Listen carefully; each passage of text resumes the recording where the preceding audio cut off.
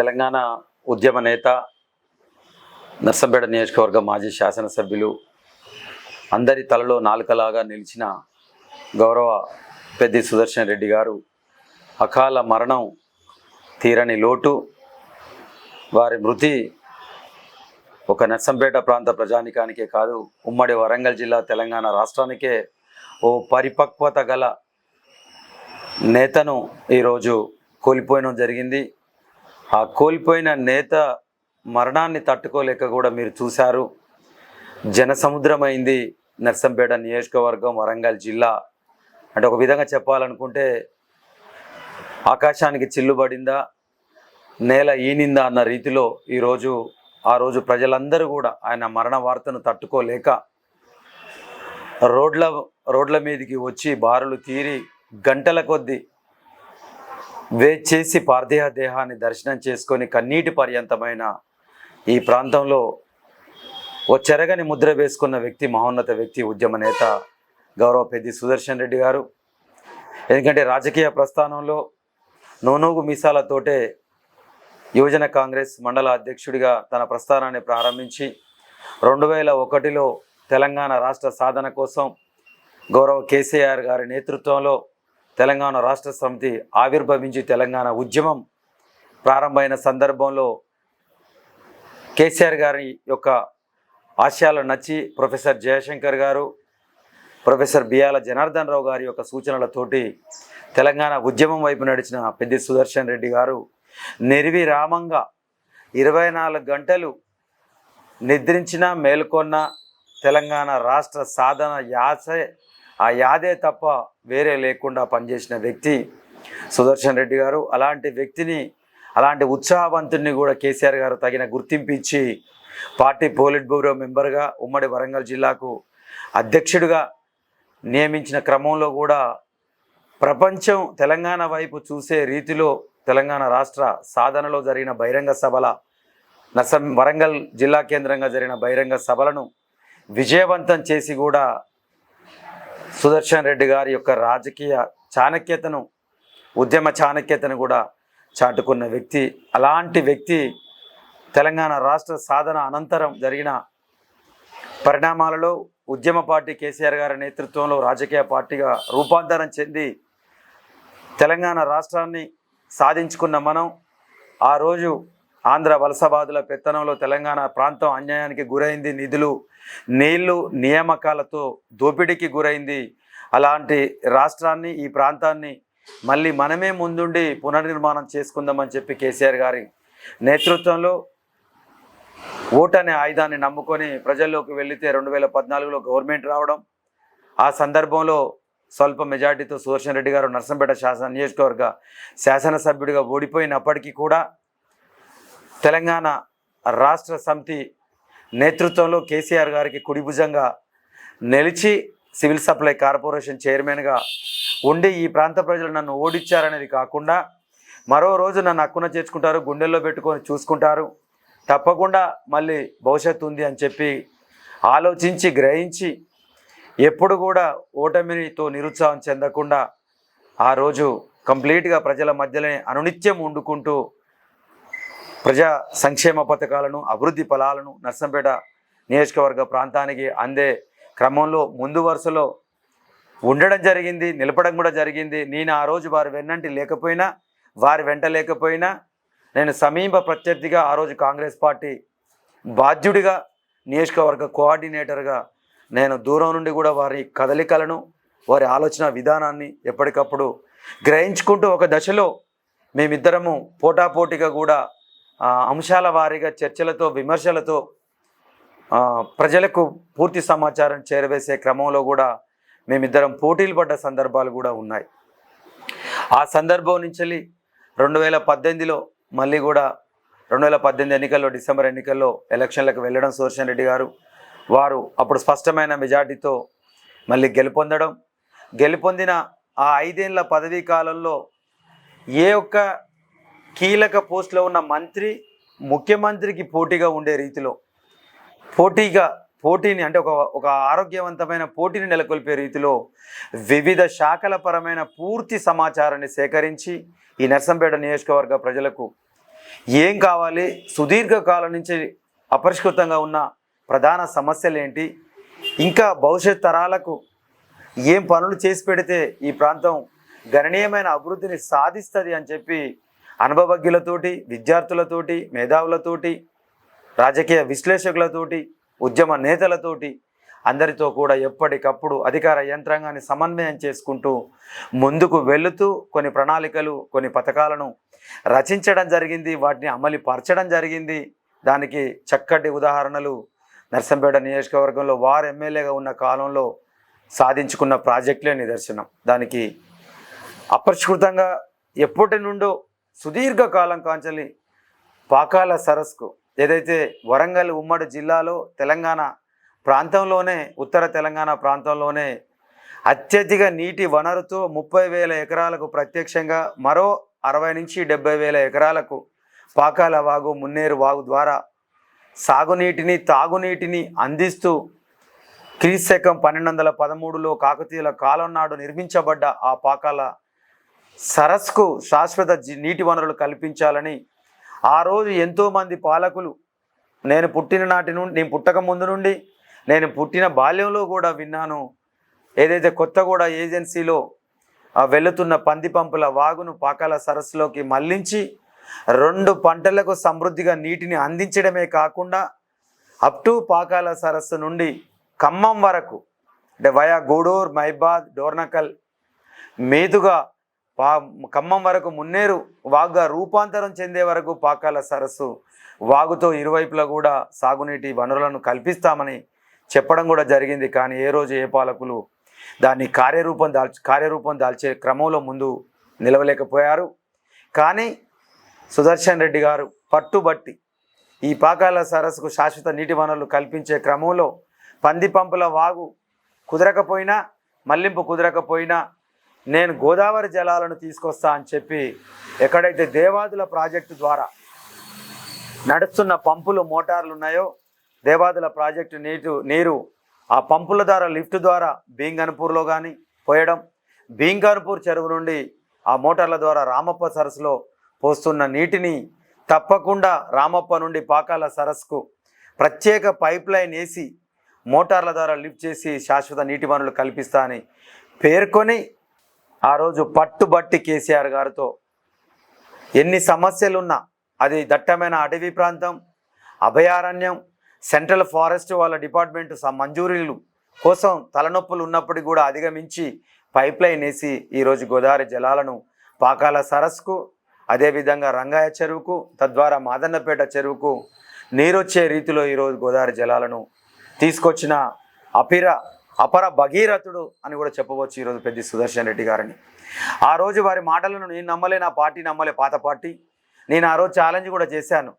మీరు అంటున్నారు తప్ప గత పాలకుల లెక్క మీరు కూడా తీసుకురారు నీళ్లు పాకాల సరస్సులోకి, గోదావరి జలాలు కనుక వస్తే ఈ రైతాంగానికి అంతకంటే మేలు చేసిన వారు కారు, మీరు అంతకంటే మేలు చేసిన వారు అవుతారు. తప్పకుండా ఆ జలాలతోటే మీకు పాదాభిషేకం కూడా చేస్తామని చెప్పి కూడా నేను ఆ రోజు పేర్కొన్న ఈరోజు మీకు గుర్తు చేస్తూ ఉన్నా. వాస్తవం. సరే, కొంతకాలం ఆలస్యమైనా, ఆయన అన్న గడువులోపు జరగకపోయినా, 2 ఏళ్ల అనంతరమైనా కూడా జలాలు పాకాల సరస్సులోకి వచ్చాయి. గడిచిన 4 ఏళ్ళుగా 3 ఏళ్ళుగా నిర్విరామంగా 2 పంటలు పండుతూ ఉన్నాయి. ఈరోజు ఎల్నినో ప్రభావంతో వర్షాధార పరిస్థితులు ఈ ప్రాంతంలో నెలకొంటే ఈరోజు రైతాంగం ఆ మోటార్ల వైపు, ఆ నీటి వైపు, సుదర్శన్ రెడ్డి గారు ఏర్పరిచిన గోదావరి జలాల వైపు 1000 కళ్ళతో ఎదురు చూస్తున్నారు. ఇప్పుడు ఆ మోటార్ నీళ్లతోటి సుమారు 14 అడుగుల నీరున్న పాకాల సరస్సు ఈరోజు 18 అడుగులకు చేరుకోవడం జరిగింది. నిర్విరామంగా నీళ్లు రావడం జరిగింది. ఈ కృషి అంతా, ఈ క్రెడిట్ అంతా ఎవరికి అవునన్నా కాదన్నా 100కు 100%, 100కి 100% అది పెద్ది సుదర్శన్ రెడ్డి గారి గొప్పతనం అన్న విషయాన్ని నేను తెలియపరుస్తూ ఉన్నా. ఇదే కాకుండా ఉమ్మడి ఆంధ్రప్రదేశ్లోనే మెడికల్ కళాశాలలు వస్తే ఏదైతే మెట్రో సిటీలో, కార్పొరేషన్ పరిధిలో సిటీలలోనో లేక జిల్లా కేంద్రాలలోనో మెడికల్ కళాశాలను ఏర్పరిచిన సందర్భాలు చూసాం. కానీ తెలంగాణ రాష్ట్రంలో 33 జిల్లాలుగా రూపాంతరం చెందిన తదుపరి ఇస్తున్న మెడికల్ కళాశాలలో జిల్లా కేంద్రాలకే ఇచ్చారు. కానీ ఒక వరంగల్ జిల్లాకు మాత్రమే, ఒక పక్క కేఎంసీ వెనకట ఎప్పుడో ఏర్పడ్డప్పటికీ, ఎప్పుడో ఏర్పరిచినప్పటికీ ఈరోజు వరంగల్ జిల్లాకు కొట్లాడి మెడికల్ కళాశాలను తెచ్చుకున్నది నర్సంపేటలో. నర్సంపేట గడ్డ మీద దాన్ని ఏర్పరిచిన గనుడు పెద్ది సుదర్శన్ రెడ్డి గారు. ఆ మెడికల్ కళాశాల ఈరోజు 200 పడకల ఆసుపత్రిగా సేవలు అందిస్తూ రేపు భవిష్యత్తులో 500 పడకల ఆసుపత్రిగా సేవలు అందించబోతున్న ఆ యొక్క నూతన భవనాల నిర్మాణ స్థలాలు చూస్తే కూడా సుదర్శన్ రెడ్డి గారికి ఎంత ముందు చూపు ఉందో ఒకసారి మనం గుర్తు చేసుకోవాలి. ఆ రోజు ఇక్కడ ప్రైవేటు వ్యాపారస్తుడు చంద్రరావుపేట మండల్ లింగగిరి వాస్తవ్యుడు హైదరాబాదులో స్థిరపడ్డ దొడ్డ మోహన్ రావు గారితో ఉన్న తన వ్యక్తిగత సంబంధాలు, వ్యక్తిగత సాన్నిధ్యాన్ని, వారి దాతృత్వాన్ని వారిలో నెలకొల్పి దాతృత్వ ఉదారత్వ స్వభావాన్ని వారి ద్వారా రాబట్టి కొన్ని కోట్లాది నిధులతోటి ఇక్కడ ఉన్న ప్రభుత్వ భూమిని చిన్నకారు రైతాంగం తరతరాలుగా కబ్జాలో ఉన్నారు, కానీ వారికి ప్రభుత్వం ఉత్తగా లాగేసుకుంటే అన్యాయం చేసిన వాళ్ళం అవుతాం అని చెప్పి మార్కెట్ ధర ప్రకారం ధర నిర్ణయించి వారికి ధర చెల్లించి ఆ యొక్క సుమారుగా 30 నుంచి 33 ఎకరాల వ్యవసాయ భూమి స్థలాన్ని నర్సంపేట పట్టణానికి కూతవేటు దూరంలో పాకాల సరస్సు ప్రధాన రోడ్డు వెంబడి ఈరోజు ఆ స్థలాన్ని సమీకరిస్తే అందులో ప్రభుత్వ ఆసుపత్రిని, జిల్లా కేంద్ర ఆసుపత్రిని నిర్మించడం, ఈరోజు మెడికల్ కళాశాలను నిర్మించడం, నర్సింగ్ కళాశాల నిర్మిస్తూ ఉన్నాం. ఇంకా కూడా భవిష్యత్తులో ఎన్నో నిర్మాణాలు జరగబోతున్నాయి. ఇదన్నిటికీ కృషి దివంగత నేత గౌరవ పెద్ది సుదర్శన్ రెడ్డి గారి కృషి. ఇలా ఇంకెవ్వరికి కూడా లేదు ఈ క్రెడిట్. వాస్తవంగా నేను చెప్పదలుచుకున్నా. ఎందుకంటే ఆయనకు వచ్చిన ఆయన ఆలోచనలో పుట్టిన ఆ స్థలాన్ని సమీకరణ చేసుకోవడం, ప్రైవేటు వ్యక్తి ద్వారా డబ్బులు చెల్లించుకోవడం, ఆ స్థలంలోనే ప్రభుత్వ ఆసుపత్రిని నిర్మించడం, ఈరోజు మెడికల్ కళాశాలను నిర్మిస్తూ ఈరోజు 3rd ఇయర్ క్లాసెస్ మెడికల్ కళాశాల బ్యాచ్ క్లాసెస్ నడుస్తూ ఉన్నాయి. అంటే ఇదే కాకుండా విద్యాపరంగా, ఇంకా తర్వాత ఇంజనీరింగ్ పరంగా, అంటే చెరువులు కుంటల అభివృద్ధి పరంగా, తర్వాత రోడ్డు డెవలప్మెంట్ పరంగా ఒక ప్రత్యేక ప్రణాళికలతోటి నర్సంపేట పట్టణంలో అనాది నుండి అపరిష్కృతంగా నిర్మించబడ్డ అంతర్గత రోడ్ల నిర్మాణంలో టఫెడ్కో నిధులను ప్రత్యేక రుణంతో ప్రభుత్వం ద్వారా తెప్పించుకొని డ్రైనేజీలను, సీసీ రోడ్లను నేటి వరకు కూడా ఈ కాంగ్రెస్ ప్రభుత్వంలో కూడా నేటి వరకు కూడా పనులు జరుగుతున్నాయంటే అది గౌరవ సుదర్శన్ రెడ్డి గారు ఆ రోజు తెచ్చిన టఫెడ్కో నిధుల రూపకల్పనే. ఆ తదుపరి ఈ గవర్నమెంట్ కొన్ని డబ్బులను అధికం చేసి ఇంకా కూడా రోడ్ల నిర్మాణాన్ని చేపట్టడం జరుగుతూ ఉన్నది. ఒక్కటండి, నిజంగా కూడా మన మధ్యలో సుదర్శన్ రెడ్డి గారు లేడు అన్న నిజాన్ని ఇంకా కూడా ఏ గుండె కూడా అది జీర్ణించుకోలేకపోతుంది. ఎందుకంటే జన హృదయ నేతగా సుదర్శన్ రెడ్డి గారు నిలవడం జరిగింది. ఒక సాదాసీదా రైతాంగ కుటుంబంలో పుట్టిన సుదర్శన్ రెడ్డి గారు ఓ సాదాసీదా వ్యక్తిగా అసలు ఒక ఇల్లు వాకిలి లేకుండా 35 ఏళ్ళుగా ప్రజా జీవితంలో ఉండుకుంటూ నిరాడంబరుడుగా, నిజాయితీపరుడుగా, అవినీతికి తావు లేకుండా, వ్యక్తిగత స్వార్థాలకు తావివ్వకుండా అనునిత్యం ప్రజల మధ్యన 24 గంటలు రాజకీయమైన వృత్తి, నన్ను నమ్ముకున్న ప్రజలే నాకు దేవుళ్ళు, నా కార్యకర్తలే నాకు అండ అనే భావనతో ముందుకు సాగిన వ్యక్తి పెద్ది సుదర్శన్ రెడ్డి గారు. కానీ ఈరోజు ఆ దేవుడు కన్నెర్ర చేసి ఎందుకో మన మధ్యలో దూరం చేయడం నిజంగా జీర్ణించుకోలేము, తట్టుకోలేము. అలాంటి పరిస్థితిని ఎందుకంటే కొన్ని వేల గొంతులు, కొన్ని లక్షల కళ్ళు సికింద్రాబాద్ ఆసుపత్రి నుండి మొదలుకుంటే, సికింద్రాబాద్ యశోద ఆసుపత్రి నుండి మొదలుకుంటే పార్థివ దేహాన్ని నల్లబెల్లి స్వగ్రామమైన తన వ్యవసాయ క్షేత్రంలో చితాభస్మం మీద పేర్చే వరకు కూడా కొన్ని లక్షల కళ్ళు సుదర్శన్ రెడ్డి గారికి కోసం వారి కంట కన్నీరు కార్చుకుంటూ దేవుడా ఇంత అన్యాయం చేస్తావా అని చెప్పి కూడా ఒక ఇంట్లో కుటుంబ సభ్యునో లేకపోతే కుటుంబ యజమానునో కోల్పోయినంత రీతిలో వేలాది మంది రైతులు, ప్రజలు, మహిళలు, విద్యార్థులు, యువకులు నీనా అనే తేడా లేకుండా రాజకీయాలకు అతీతంగా వారి తుది వీడ్కోలలో పాల్గొనడం మనందరం చూడడం జరిగింది. ఏ నేతకు వచ్చారండి వాస్తవంగా ఈరోజు అలాంటి జన హృదయ నేతగా జనాన్నితో ప్రేమానురాగాలు పొందిన వ్యక్తులు కొందరే ఉంటారు. అందులో పెద్ది సుదర్శన్ రెడ్డి గారు ఉన్నారు. కానీ నేను వ్యక్తిగతంగా వారితో నాకున్న అనుబంధాన్ని ఒక్కసారి నేను చిన్న నెమరు వేసుకుంటే, నేను వారితో నడిచిన కొద్ది కాలమే, వారి అడుగులో అడుగు వేసింది కొద్ది కాలమే, కానీ వారిని పరోక్షంగా అంటే ఒక వైరి పక్షాలుగా మేము సుమారు 30 ఏళ్ళుగా నేను వారిని చూడడం జరిగింది. 30 ఏళ్ళుగా ప్రత్యక్షంగా నేను చూసుకుంటూ ఉన్నాను. అన్న ఒక విజన్ ఉన్న వ్యక్తి, ఫుల్ టైం హోల్డర్గా ప్రజల మధ్యలో ఉండుకుంటూ ప్రజాసేవ చేస్తే అంతకంటే మహాభాగ్యం లేదని భావించే వ్యక్తులు కొందరే ఉంటారు. నా లెక్క మీరు కూడా ఉన్నారు. తప్పకుండా మీరు నా దగ్గరికి వస్తే మనం ఇద్దరం కలిస్తే ఇంకా మనలాంటి వ్యక్తులను కలుపుకొని ఈ ప్రాంతం కోసం ఎంతో పనులు చేద్దాం, చిరకాలం గుర్తుండే పనులు చేస్తా. నాకు పార్టీ ప్రాధాన్యత ఇస్తుంది.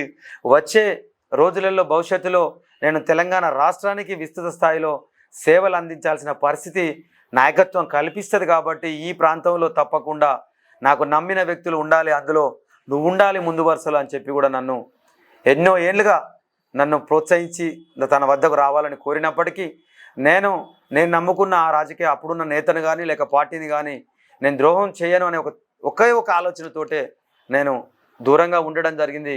కానీ నేను నమ్ముకున్న నేత నా ఆత్మాభిమానాన్ని చంపి ప్రజలకు దూరం చేసే పరిస్థితులు నన్ను కల్పించిన క్రమంలో తట్టుకోలేని ఆ పరిస్థితుల్లో నన్ను మళ్ళీ సుదర్శన్ రెడ్డి గారు హక్కున చేర్చుకొని, అన్న నీలాంటోడు అక్కడ సైలెంట్గా ఉండి ఈ ప్రాంతాన్ని విడిచి పైనాయకత్వం నీకు తెలుసు కావచ్చు, కానీ పైనాయకత్వంతో చేసి ఈ ప్రజలకు దూరం అవ్వడం కన్నా నువ్వు కలుద్దాం, ఈ ప్రాంతవాసికి నువ్వేమైతే కోరుకున్నావో నీ చేతనైన మేరకు సేవ చేసే అవకాశం నా నాయకత్వంలో నీకు కల్పిస్తా అని చెప్పి నన్ను ఆ రోజు టీఆర్ఎస్ నేతలందరినీ 6 మండలాల నేతలందరినీ తీసుకొని వచ్చి ఇక్కడ వారు ఆహ్వానించడం, నేను వారితో కలిసి వెళ్ళడం. కానీ నిజంగా చెప్తున్నా, నేను వారితో కలిసి ప్రయాణం చేసిన కొద్ది కాలంలోనే వారి ఆలోచన విధానాన్ని నేను గమనించా. చాలామంది నేతలు, చాలామంది వ్యక్తులు నాకే అంతా తెలుసు అని ఫీల్ అవుతూ ఉంటారు. ఎదుటి వ్యక్తులు చెప్పేది కూడా కొందరు పూర్తిగా వినరు, దబాయిస్తూ ఉంటారు. పాపం ఆ చిన్నోడైనా పెద్దోడైనా అనుభవజ్ఞుడైనా ఆ అంశం కూడా విందాం, ఒకవేళ వినసొంపైందే లేకపోతే అర్థవంతమైందే అంటే నా అంశంలో చేర్చుకుందాం అని చూస్తారు. కానీ కొందరు చూస్తలేరు ఇప్పుడల్లా. కానీ ఈయన దాని విరుద్ధం. సుదర్శన్ రెడ్డి గారు తన ఒక అంశాన్ని కనుక చేపడితే ఆ అంశానికి రిలేటెడ్గా ఉన్న వ్యక్తులందరూ చిన్న నుండి మొదలుకుంటే పెద్ద వరకు ఎక్స్పీరియన్స్ అనుభవజ్ఞులందరి వరకు కూడా ఆ అంశాల మీద సారాంశాన్ని, దాని ఒక సమాచారాన్ని సేకరించి అంత క్రోడీకరించుకొని అది ప్రజల మధ్యలకు వెల్లడి చేసే తత్వాన్ని నేను సుదర్శన్ రెడ్డి గారి దగ్గర చూశాను. ఎందుకంటే చాలా కార్యక్రమాలు నాతో చర్చించారు. నిజంగానా నేను కూడా మొన్ననే ఒక ప్రమాదం నుంచి బయటపడ్డా. ప్రమాదం అంటే అది నాకు ఎవరో తలపెట్టింది కాదు. నేను మన గుండె హార్ట్ స్ట్రోక్ తోటి నేను గడిచిన నెల జూలై 2వ తారీఖున నాకు స్ట్రోక్ రావడం. ఆ సందర్భంలోనే వారు నా సమాచారాన్ని తెలుసుకొని నేను హనంకొండకు వెళ్ళే క్రమంలోనే ఫోన్ ద్వారా నా యొక్క బాగోగులు తెలుసుకొని ఇమ్మీడియట్లీ డాక్టర్ సలహా మేరకు యశోద హైటెక్ సిటీకి తరలించమని డాక్టర్లు సలహా ఇచ్చినప్పుడు వారు నా వెన్నంటి ఉరికొచ్చి యశోద హైటెక్ సిటీలో నాకు చికిత్స అందుతున్న తీరును కూడా తెలుసుకొని 2 రోజులు నాకు ధైర్యాన్ని చెప్పి థియేటర్లో నాకు 2 స్టంట్లు పడ్డ తదుపరి నేను ఐసీకి షిఫ్ట్ అయినాక నేను డాక్టర్ని కలిసి వచ్చిన. అన్న డాక్టర్ చెప్పిండు, నీకు షుగర్ లేదు, బీపీ లేదు, కొలెస్ట్రాల్ లేదు, కానీ మెంటల్ స్ట్రెస్ తోటి బాగా బాధపడుతున్నావు, ఆ మెంటల్ స్ట్రెస్ తోటే నీకు ఈ ప్రమాదం ముంచుకొచ్చిందని డాక్టర్ చెప్పిండు. అన్న గడిచిన అధ్యాయాన్ని ఇక మర్చిపోలేదే ఆ అధ్యాయం. ఎందుకంటే ఒక 30 ఏళ్ళు నువ్వు ప్రజా జీవితంలో ఉన్నావు. నీకంటూ కూడా కొంత అంచనా వర్గం, నీ మీద కొన్ని నమ్మకాలు పెట్టుకున్న వాళ్ళకు కూడా నువ్వు వారికి అన్యాయం చేసి వచ్చావు అని చెప్పి, నీకు నాయకులు అన్యాయం చేస్తే నువ్వు వారికి అన్యాయం చేసి వచ్చావు అని చెప్పి నువ్వు ఎప్పటికప్పుడు నాతో కూడా మాట్లాడావు. నువ్వు నాతో కూడా చర్చ పెట్టి బాధపడ్డావు. కానీ అలాంటి ఆలోచన నువ్వు ఇక పెట్టుకోకు. నేనున్నా, నీకు కొత్త అధ్యాయం స్టార్ట్ చేద్దాం. నాకు నువ్వు, నీకు నేను, మనం ఇద్దరం కలిసి మన అందరితోటి ఐక్యతతో ముందుకు సాగుదాం. ఈ బీఆర్ఎస్ ప్లాట్ఫామ్ మీద నువ్వు కోరుకున్న సేవలన్నీ కూడా నియోజకవర్గ ప్రజలకు అందిస్తామని చెప్పి కూడా నన్ను ఐసీయూ బెడ్ మీద నాకు భరోసా కల్పించిన నేత పెద్ది సుదర్శన్ రెడ్డి గారు. నేను ఈ టైంలో గుర్తు చేసుకోక తప్పదు. కానీ దురదృష్టం, నేనేదో అవుతుందని కాపాడి బయటకు వస్తే ఊహించని రీతిలో ఈరోజు మాకు దూరం అవ్వడం నిజంగా కూడా చాలా బాధాకరం, తీర్చలేనిది. ఇక దానికి నేను ఏం చెప్పాలన్నా కూడా ఏం చెప్పలేని పరిస్థితిలో ఒకటైతే చేయదలుచుకున్నాం. భౌతికంగా సుదర్శన్ రెడ్డి గారు ఈ ప్రజల మధ్య నుంచి దూరమైనప్పటికీ వారిచ్చిన సేవలు, వారు చూపిన ఉత్సాహం, వారు చూపిన మార్గం, వారు ఏదైతే కోరుకున్న విధానాలు ఉన్నాయో అవి ఎప్పుడు మా చెవులలో, వారు మాట్లాడిన మాటలు మా చెవులలో మారుమోగుతూనే ఉంటాయి. నిజమైన బీఆర్ఎస్ కార్యకర్తలు, పెద్ది సుదర్శన్ అభిమానులకు అది అనునిత్యం ఇప్పటికి కూడా నిద్ర పడతలేదు ఎవరికి కూడా. చాలామంది షేర్ చేసుకుంటూ ఉన్నారు. ఎటు చూసినా కూడా అరే ఆయన చనిపోయిందంటే కూడా ఇంకా కూడా నమ్మడానికి వీలు లేకుంటుంది. ఎక్కడి నుంచో వస్తాడు, ఎలానో వస్తాడు, ఎటో పోయిండు అన్నట్టుగానే కనిపిస్తుంది తప్ప తన మరణం ఎవరు కూడా జీర్ణించుకోలేని పరిస్థితిలో ఇంకా ఉన్నాం. కానీ వారు ఏదైతే చూపిన మార్గం ఉందో ఆ మార్గాన్ని వీడే ప్రసక్తి అయితే లేదు. తప్పకుండా వారు కోరుకున్న విధానాన్ని, వారు అంతిమంగా ఏదైతే కోరుకున్నారో వారిని మరణ సందేశం కింద, వారు మృతి చెందిన భౌతికంగా మన మధ్యలో లేకపోయినా నిత్యం మధ్యలోనే వారి శ్వాస మా మధ్యలోనే ఉన్నట్టుగా భావించుకుంటూ తప్పకుండా ప్రజా క్షేత్రంలో ప్రజలకు సేవ చేస్తూ అనునిత్యం ప్రజలకు అందుబాటులో ఉంటూ బీఆర్ఎస్ నాయకత్వం కూడా పూర్తి స్థాయిలో అదే గౌరవం అదే విలువ కూడా సుధన్నకు కల్పిస్తూ ఉంది. మీరు చూశారు, అస్వస్థకు లోనైన నాటి నుంచి తుదిశ్వాస విడిచి చితాభస్మం మీదకి పార్థివదేహం చేరే వరకు కూడా పార్టీ అగ్రనాయకత్వం గౌరవ మాజీ ముఖ్యమంత్రి వర్యుడు కేసీఆర్ గారు మీరు చూశారు, వారికి అనారోగ్య సమస్యలు ఉన్నా వారు వెళ్ళిన దాఖలాలు కొన్ని సందర్భాలే బయటికి. కానీ సుధన్న కోసం యశోద సికింద్రాబాద్ ఆసుపత్రికి వచ్చాడు. డాక్టర్లను కూడా 2 చేతులు జోడించి మొక్కి నా బిడ్డను కాపాడండి, మా సుధన్నను కాపాడండి అని కూడా అక్కడ వేడుకోవడం జరిగింది. తదుపరి ప్రతి గంటకు ఆరోగ్య యోగక్షేమాలను యశోద ఆసుపత్రి యాజమాన్యంతో మాట్లాడారు. గౌరవ కేటీఆర్ గారును హరీష్ రావు గారితో, అదేవిధంగా అగ్రనాయకత్వం అక్కడ ఇన్ఛార్జ్ అప్పచెప్పిన నాయకత్వంతో కూడా ఎప్పటికప్పుడు సంప్రదింపులు చేయడం జరిగింది. మెరుగైన వైద్యం ప్రపంచ స్థాయిలో తీసుకొచ్చి వైద్యం అందించి సుధనను బతికించాలనే ప్రయత్నంలో వారు విశ్వ ప్రయత్నం చేయడం జరిగింది. తుది శ్వాస విడిచిన వెంటనే నాయకత్వం అంతా కూడా పార్థివదేహం వెంబడి రావడం, నల్లబెల్లి రాత్రి 11 గంటలైనప్పటికీ కూడా గౌరవ బీఆర్ఎస్ వర్కింగ్ ప్రెసిడెంట్ కేటీఆర్ గారు, హరీష్ రావు గారు, శాసనసభ్యులు, మాజీ శాసనసభ్యులు, మాజీ మంత్రివర్యులు అందరూ కూడా పూర్తి చితాభస్మం పేర్చి చితాభస్మం కాలే వరకు కూడా ఉండడం కూడా జరిగింది. అంటే అది సుధన్నకు వారిచ్చిన గౌరవం. ఈ 11 రోజుల కార్యక్రమాలలో కూడా తాజా సమాచారం ఇంకా ఈరోజు రేపు ఫైనల్ అవుతున్నది. గౌరవ కేసీఆర్ గారు, అదేవిధంగా కేటీఆర్ గారు, హరీష్ రావు గారు కూడా 9వ తారీఖు 10వ తారీఖు వారి సంతాప సంస్మరణ సభలను పార్టీ నేతృత్వంలోనే భారీ ఎత్తున పెట్టి వారు అతిథులుగా విచ్చేసే ప్రణాళికలు కూడా తెలంగాణ భవనంలో నిన్న ఉమ్మడి వరంగల్ జిల్లా నేతలతో మాట్లాడడం జరిగింది. ఈరోజు నియోజకవర్గ స్థాయి ముఖ్య నాయకులందరితో కూడా నాయకత్వం మాట్లాడబోతున్నది, రూపకల్పన కూడా చేయబోతున్నది. కాబట్టి పార్టీ గౌరవం కూడా ఇచ్చింది. అదేవిధంగా ప్రభుత్వం కూడా గౌరవ ముఖ్యమంత్రి రేవంత్ రెడ్డి గారి నేతృత్వంలో ఉమ్మడి జిల్లా నుండి ప్రాతినిధ్యం వహిస్తున్న గౌరవ మంత్రివర్యులు సీతక్క గారు, సురేఖ గారు వారి ప్రోద్బలంతో కూడా గౌరవ రాజ్యసభ సభ్యులు, ముఖ్యమంత్రికి అత్యంత సన్నిహితుడు, ప్రభుత్వ సలహాదారులు వేం నరేందర్ రెడ్డి గారు కూడా సుధన్న యొక్క మంచి చెల్లు తెలిసిన వ్యక్తులు కాబట్టి ఆ రోజు అస్వస్థకు లోనైన నుండి రోహిణి హాస్పిటల్ అనంకొండ నుండి హైదరాబాద్కు యశోదకు తీసుకెళ్లేటప్పుడు గ్రీన్ ఛానల్ ఇచ్చి రోడ్డుకు అవాంతరాలు లేకుండా అత్యంత వేగవంతంగా తనకు ఆసుపత్రికి చేరే రీతిలో కూడా మార్గం సుగమం చేయడం జరిగింది.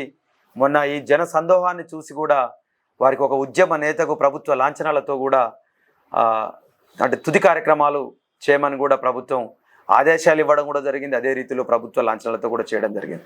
అంటే అది సుదర్శన్ రెడ్డి గారికి ఇచ్చిన గౌరవంగా మేము భావిస్తున్నాం. అదే రీతిలో అంటే ఒక సానుకూల దృక్పథంతో సుదర్శన్ రెడ్డి గారి యొక్క రాజకీయ జీవితాన్ని తెరిచిన పుస్తకం, ఎలాంటి మోసకారి కాదు, ఎక్కడ కాదు. ఈరోజు మీరు చూస్తూ ఉన్నారు, ప్రజల కోసం సేవ చేస్తా అని చెప్పి పదవులు అలంకరించిన వ్యక్తులు ఎందరో తన సొంతం కోసం ఆ పదవిని అడ్డం పెట్టుకొని తన ఆస్తులను, అంతస్తులను ఈరోజు పెంపుదల చేసుకోవడానికే ప్రయత్నాలు చేస్తున్న వ్యక్తులను తెలంగాణ రాష్ట్రంలో చాలామందిని మనం చూస్తూ ఉన్నాం. కానీ అలాంటి నేత కాదు ఈ సుదర్శన్ రెడ్డి గారు అని చెప్పి ఈరోజు అధికార పార్టీ, అన్ని రాజకీయ పార్టీలు కూడా గమనించడం జరిగింది. కాబట్టి ప్రభుత్వ లాంఛనాలతో తుది వీడ్కోలు కూడా చేపట్టడం జరిగింది. నేను అదే సానుకూల దృక్పథంతో నేను కోరుతా ఉన్నా, పెద్ది సుదర్శన్ రెడ్డి గారు నర్సంపేట నియోజకవర్గంలో 5 ఏళ్ళు ఒక శాసనసభ్యుడిగా ఉంటేనే అపరిష్కృతంగా కొన్ని వందల సంవత్సరాల కాలం పాటు నెరవేరని సమస్యలను, గోదావరి జలాలను పాకాల సరస్సుకు మళ్లించడం కానివ్వండి, లేక ప్రభుత్వ మెడికల్ కళాశాలను, ప్రభుత్వ జిల్లా స్థాయి ఆసుపత్రిని ఏర్పరిచి 2,40,000 ఓటర్లతో పాటు కొత్తగూడ ఏజెన్సీ ప్రాంతమైన ములుగు కాన్స్టిట్యున్సీ, మహబూబాబాద్ జిల్లా పరిధిలోని గూడూరు, కొత్తగూడ, గంగారం ప్రజలకు కూడా నర్సంపేట ప్రభుత్వ ఆసుపత్రితో సేవలు అందించే రీతిలో అవకాశం కల్పించిన వ్యక్తి సుదర్శన్ రెడ్డి గారు. కాబట్టి వారి యొక్క సేవలు చిరస్థాయిగా ఈ ప్రజల మధ్యలో ఉండాలి అంటే, నెమరు వేసుకోవాలి అంటే తప్పకుండా ప్రభుత్వం పెద్దన్న పాత్రతో, పెద్దన్నగా ఆలోచించి పెద్ది అన్నకు ఈ ప్రభుత్వ ఆసుపత్రికి నామకరణం చేయడం కానీ, లేక పాకాల కట్ట మీద ఆ గోదావరి జలాలను తెచ్చిన గనుడిగా ఆ రోజు కాకతీయ వంశస్థులు చేసిండ్రు. ఈరోజు మనం అనుభవిస్తూ ఉన్నాం. ఈరోజు శాశ్వత నీటి వనరులను కల్పన జరిగింది సుదర్శన్ రెడ్డి గారి ద్వారా. అది ముక్కోటి రైతాంగం అంతా కూడా ఒకే మాటగా ఈరోజు చెప్తా ఉన్నారు, రాజకీయాలకు అతీతంగా. కాబట్టి సుదర్శన్ రెడ్డి గారికి గౌరవం పాకాల సరస్సు మీద కల్పించాలి.